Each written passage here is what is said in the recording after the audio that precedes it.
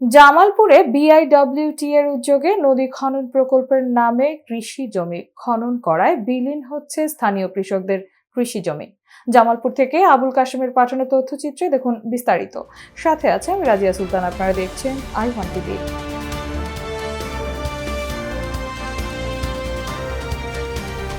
জামালপুরে বিআইডব্লিউটি এর উদ্যোগে নদী খনন প্রকল্পের নামে কৃষি জমি খনন করায় বিলীন হচ্ছে স্থানীয় কৃষকদের কৃষি জমি। ব্রহ্মপুত্র নদের নাব্যতা ফেরাতে নদ খনন শুরু করে বিআইডব্লিউটি।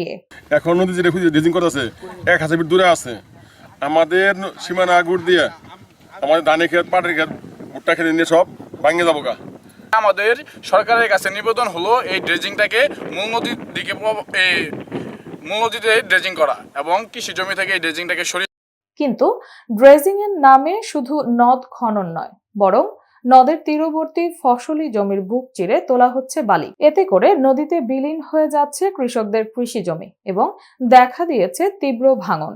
স্থানীয় কৃষকরা বলছেন, বর্তমান নদ থেকে 1000 ফুট দূরে পাড়ের দিকে খনন করা হচ্ছে। এতে কৃষি জমি নদে বিলীন হয়ে যাচ্ছে।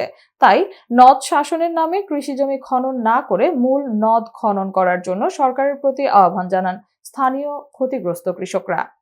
এতক্ষণ সঙ্গে থাকার জন্য ধন্যবাদ। আই1 টিভি নিয়মিত আপডেট পেতে ভিজিট করুন আমাদের ওয়েবসাইট, ফেসবুক, ইনস্টাগ্রাম ও ইউটিউব চ্যানেলে।